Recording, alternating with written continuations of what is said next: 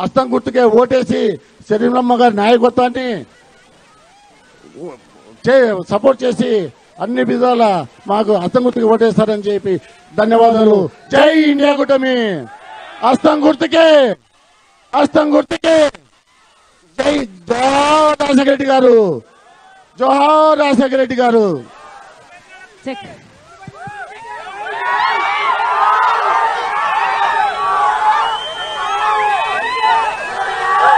కర్నూలు పట్టణ ప్రజలకు మండుటి ఎండను సైతం లెక్క చేయకుండా, మండుటి ఎండను సైతం లెక్క చేయకుండా మీ పనులన్నీ మానేసుకొని రాజశేఖర రెడ్డి బిడ్డ వస్తుంది, రాజశేఖర రెడ్డి బిడ్డను చూడాలి, రాజశేఖర రెడ్డి బిడ్డను వినాలి అని మీ పనులు మానేసుకొని నా కోసం మీరు సమయం చేసుకొని వచ్చారు.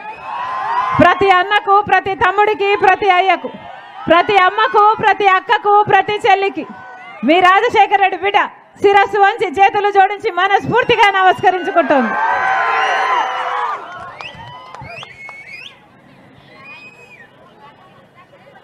ఎన్నికలు వచ్చేసాయన్నా, 13వ తేదీ ఎన్నికలు. ఓటు ఎవరికి వేద్దాం అనుకుంటున్నారు? ఒకసారి ఆలోచన చేయండి. మన రాష్ట్రం ఏర్పడి 10 సంవత్సరాలు అయితే మొదటి 5 సంవత్సరాలు చంద్రబాబు గారు ముఖ్యమంత్రిగా ఉన్నారు. ఇప్పుడు 5 సంవత్సరాలు జగన్మోహన్ రెడ్డి గారు ముఖ్యమంత్రిగా ఉన్నారు. ఈ 10 సంవత్సరాలలో కర్నూలు ఏమైనా అభివృద్ధి చెందిందా? ఒక్క అడుగైనా ముందుకెళ్ళిందా? బిడ్డలకు ఉద్యోగాలు వస్తున్నాయా? ఇల్లు లేని వారికి ఇల్లు వచ్చిందా? కనీసం మంచినీళ్ళు కూడా సరిగ్గా ఇవ్వటం లేదట కదా. మరి ఇదే నా పరిపాలన? ఏం చెప్పాడు జగన్మోహన్ రెడ్డి గారు? కర్నూలు న్యాయ రాజధాని అన్నాడు కదా. అంటే 3 రాజధానిలో ఒక రాజధాని కర్నూలు అన్నారు. అన్నాడా? ఒక్కదానికైనా పునాది వేశారా? ఒక్క ఇటుకైనా పెట్టారా? మరి ఎందుకన్నట్టు? వీళ్ళ మాట నిలబెట్టుకునేది. స్మార్ట్ సిటీని చేస్తానన్నాడు కదా జగన్మోహన్ రెడ్డి గారు. కనీసం డ్రైనేజ్ అయినా చక్కగా పనిచేస్తుందా? కనీసం మంచినీళ్ళైనా చక్కగా ఇస్తున్నారా? మరి ఎందుకు వేయాలన్నా వీళ్ళకు ఓట్లు? గుండ్రేవుల ప్రాజెక్టు రాజశేఖర రెడ్డి గారు చేయాలనుకున్నారు. గుండ్రేవుల ప్రాజెక్టు రాజశేఖర రెడ్డి గారు చేసేసి ఉంటే, ఆ ప్రాజెక్టు పూర్తయిపోయి ఉంటే 2 లక్షల ఎకరాలకు సాగునీరు కాకుండా కర్నూలు వాసులకు 6 లక్షల మందికి మంచినీళ్ళు వచ్చే ప్రాజెక్టు గుండ్రేవుల ప్రాజెక్టు చేశారా? రాజశేఖర రెడ్డి గారు అంటే సొంత తండ్రి చేయాలనుకున్న ప్రాజెక్టు కదా. మరి కొడుకు అయ్యింది జగన్మోహన్ రెడ్డి గారు చేసుండాలి కదా. ఏం చెప్పాడు జగన్మోహన్ రెడ్డి గారు? నాన్న వదిలి వెళ్ళిపోయిన అన్ని ప్రాజెక్టులను 6 నెలల్లో పూర్తి చేస్తానన్నాడు జగన్మోహన్ రెడ్డి గారు. మరి 5 సంవత్సరాలు అయింది కదన్నా. పూర్తయిందా? గండ్రేవులా పూర్తయిందా? హంద్రినివా పూర్తయిందా? ఒక్క ప్రాజెక్ట్ అయినా పూర్తయిందా? రాజశేఖర రెడ్డి గారు ఎన్ని ప్రాజెక్టులు వదిలి వెళ్ళిపోయారో అన్ని అలాగే మిగిలిపోయాయి కదా. మరి వీళ్ళ రాజశేఖర రెడ్డి గారి ఆశయాలను నిలబెట్టేది? ఆలోచన చేయండి. ఒక్క రకంగానైనా మేలు చేశారా? కర్నూలు ఒక్క అడుగైనా ముందుకేసిందా? బిడ్డలకు ఉద్యోగాలు వస్తున్నాయా తల్లి? వస్తున్నాయన్నా? కూలీ నాలి వేసి చేసుకొని చదివించుకుంటున్నారు బిడ్డలు. ఈరోజు బిడ్డలకు ఉద్యోగాలు లేక 10,000 రూపాయలు, 8,000 రూపాయలు, 11,000 రూపాయలకి ఇలా చిన్న ఉద్యోగాలు చేసుకుంటున్నారు అంటే అది అవమానం కాదా? తల్లిదండ్రులు తలదించుకున్నట్టు కాదా? మరి ఏం చేస్తున్నట్టన్నా? బీజేపీ పార్టీ ఏం చెప్పింది? 2 కోట్ల ఉద్యోగాలు ఇస్తామని చెప్పింది. అంటే 10 సంవత్సరాలలో 20 కోట్ల ఉద్యోగాలు ఇచ్చుండాలి బీజేపీ పార్టీ. ఇచ్చిందా? మన ఆంధ్ర రాష్ట్ర ప్రజలకు, మన బిడ్డలకు కనీసం 1 కోటి ఉద్యోగాలు ఇచ్చిందా? 10 లక్షలైనా వచ్చిందా? పోనీ 1,00,000 అయినా వచ్చినాయా? బీజేపీ పార్టీ అట్లా మోసం చేస్తే మరి జగన్మోహన్ రెడ్డి గారు ఏం చేస్తున్నారు?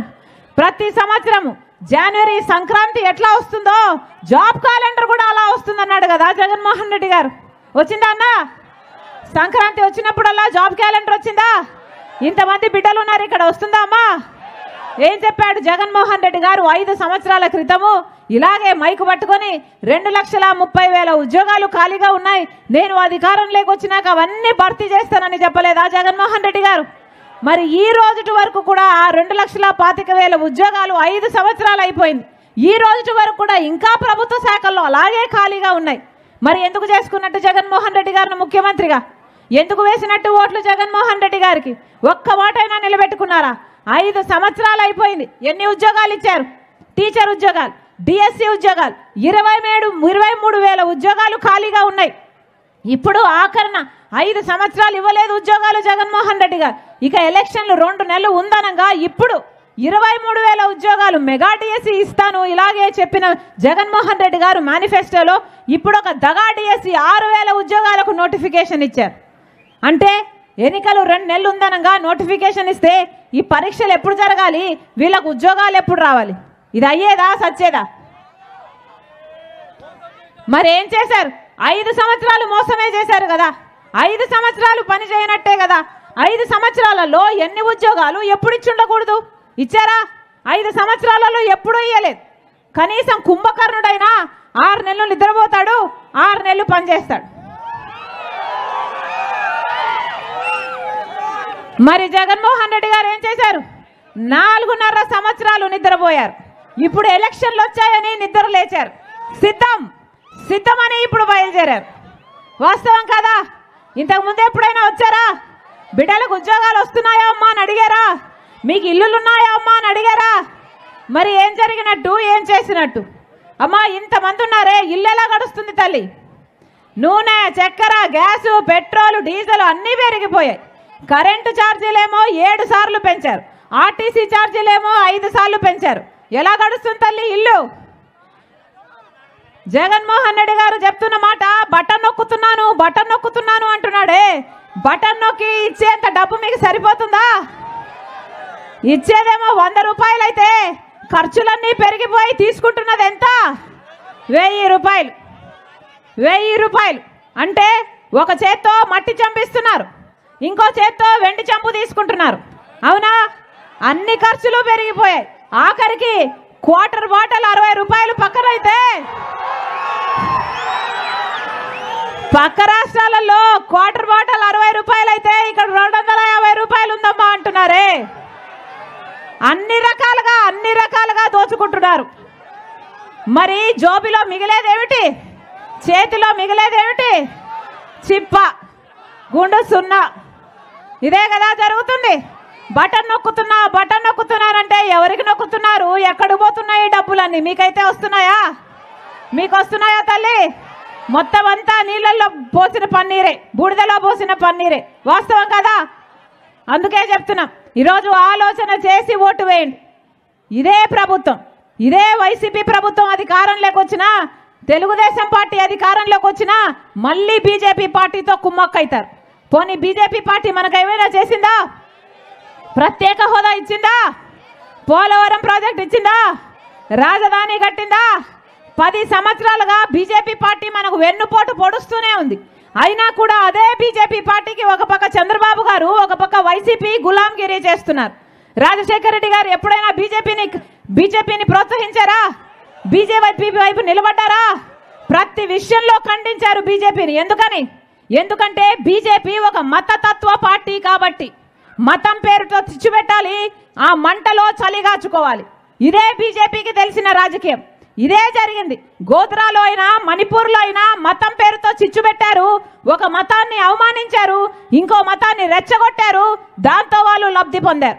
బీజేపీ అధికారంలోకి వస్తే ఏదో ఒక రోజు ఇదే జరగబోతుంది. అదే బీజేపీ పార్టీకి చంద్రబాబు గారు, జగన్మోహన్ రెడ్డి గారు మద్దతు ఇస్తున్నారు. ఎందుకు అని అడుగుతున్నాం. ఇద్దరికీ బీజేపీ పార్టీ కావాలట. మన రాష్ట్రంలో ఇదొక ట్రయాంగిల్ లవ్ స్టోరీగా తయారైపోయింది. చంద్రబాబు గారికి మోడీతో పొత్తు, జగన్మోహన్ రెడ్డి గారు మోడీకి తొత్తు. మళ్ళీ చెప్తున్నాం, తెలుగుదేశం పార్టీకి ఓటేసినా బీజేపీకి ఓటేసినట్టే, వైసీపీకి ఓటేసినా బీజేపీకి ఓటేసినట్టే, పవన్ కళ్యాణ్కి ఓటేసినా బీజేపీకి ఓటేసినట్టే.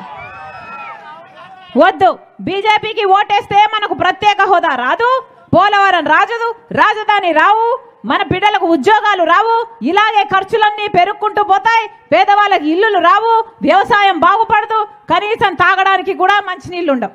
అందుకే చెప్తున్నాం, కాంగ్రెస్ పార్టీ ప్రజల పార్టీ, కాంగ్రెస్ పార్టీ రాజశేఖర రెడ్డి గారి పార్టీ, కాంగ్రెస్ పార్టీ రాజశేఖర రెడ్డి గారు ముఖ్యమంత్రిగా ఉన్నప్పుడు ఎన్ని చేశాడు రాజశేఖర రెడ్డి గారు.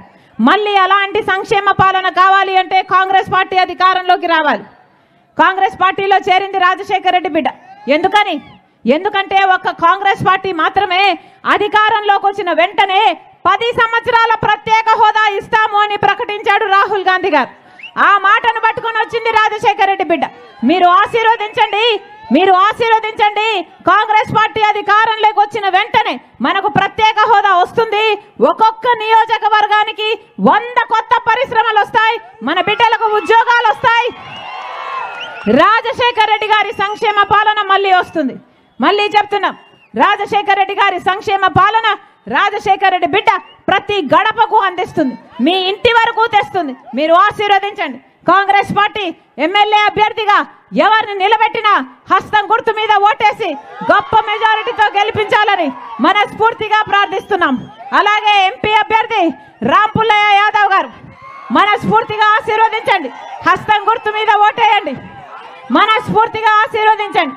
కాంగ్రెస్ పార్టీ మీ పార్టీ, కాంగ్రెస్ పార్టీ ప్రజల పార్టీ, కాంగ్రెస్ పార్టీ అందరి పార్టీ. మనస్ఫూర్తిగా ఆశీర్వదించాలని మీ రాజశేఖర రెడ్డి బిడ్డ శిరస్సు వంచి చేతులు జోడించి ప్రతి అన్నను, ప్రతి తమ్ముని, ప్రతి అక్కను, ప్రతి చెల్లిని మనస్ఫూర్తిగా ప్రార్థిస్తుంది. జోహార్ వైఎస్ఆర్, జోహార్ వైఎస్ఆర్, జోహార్ వైఎస్ఆర్. హస్తం గుర్తుకే, హస్తం గుర్తుకే, హస్తం గుర్తుకే. అన్న గుర్తు చాలా ముఖ్యం, అమ్మ గుర్తు చాలా ముఖ్యం. చేయి గుర్తు, చేయి లేకపోతే ఏమీ లేదు. చేయి గుర్తమ్మా, గుర్తు మర్చిపోకండి. అమ్మ గుర్తు మర్చిపోకండి. చేయి గుర్తు, హస్తం గుర్తు. ఓటేయండి, ఆశీర్వదించండి. అన్న ఆశీర్వదించండి, అమ్మ ఆశీర్వదించండి, అమ్మ ఆశీర్వదించండి. ఉంటా అన్న, అన్న ఉంటా, అమ్మ ఉంటా, ఉంటా అన్న, ఉంటా, ఉంటా అన్న. అక్కి నుండి తీయబడిన కొరివిలా, ప్రముఖ శిల్పి చేతిలో పులిలా. అగ్గి నుండి తీయబడిన కొరివిలా, ప్రముఖ శిల్పి చేతిలో పులిలా. అగ్గి నుండి తీయబడిన కొరివిలా, ప్రముఖ శిల్పి చేతిలో పులిలా. గురి తప్పని బాణంలాలు